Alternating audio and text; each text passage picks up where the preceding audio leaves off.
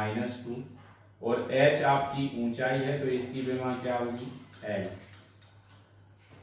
इसके अलावा कुछ नहीं है, तो आप यहाँ विमाएं रखेंगे, मान रखेंगे इन विमाओं का क्या आ जाएगा, v की विमा आपकी क्या है l t की पावर -1 बराबर √2। ये कांस्टेंट राशि है, उससे हमें कोई मतलब नहीं है। और v की विमा क्या है l t की पावर -2 और h ऊंचाई है, इसकी विमा क्या है l। तो यहाँ पे l t की पावर -1 बराबर √l t की पावर -2, ये l प्लस हो जाएगा तो कितना आ जाएगी पावर 2। तो यही विमा आपकी निकल के क्या आ जाएगी l t की पावर -1 बराबर ब्रैकेट l t की पावर -1। तो ये आप देखिए कि दोनों की विमाएं कैसी हैं, बराबर हैं। अतः यह दिया गया समीकरण विमीय विधि से कैसा है, सत्य है। अब इस पॉइंट में आपको दूसरे पॉइंट में अगर कोई प्रॉब्लम्स है तो इसको आप लोग क्लियर कर सकते हैं। और मैं समझता हूँ कि ये क्वेश्चन आपके, यदि आप विमाएं सूत्र से क्लियर कर लेते हैं तो उस स्थिति में आपको ये पूरा चैप्टर सरल लगेगा। और यदि आप सूत्रों की सहायता से विमाओं को याद नहीं करते हैं तो उस स्थिति में यही आपको चैप्टर बहुत कठिन लगेगा, क्योंकि आप लोग बेमाने याद करते हैं तो उसमें आपको भूल जाएंगे और आपको ये लगेगा कि ये चैप्टर बहुत कठिन है। तो आप सूत्र याद करो, सूत्र से बेमा बनाइए, बेमा से आपको मात्रक भी बनाने में सुविधा रहेगी। तो इस तरह आप इस चैप्टर को सीख पाएंगे, क्योंकि 12th जैसे ही आप 12th क्लास में आएंगे तो एक एक दो दो नंबर के क्वेश्चन आपके बेमा से रहते हैं, जिसके कारण आपको वहाँ परेशानी हो सकती है। तो उसको अभी हम क्लियर करके चलेंगे तो बहुत अच्छा रहेगा। आज के लिए इतना ही। थैंक यू, धन्यवाद। आपका दिन शुभ रहे।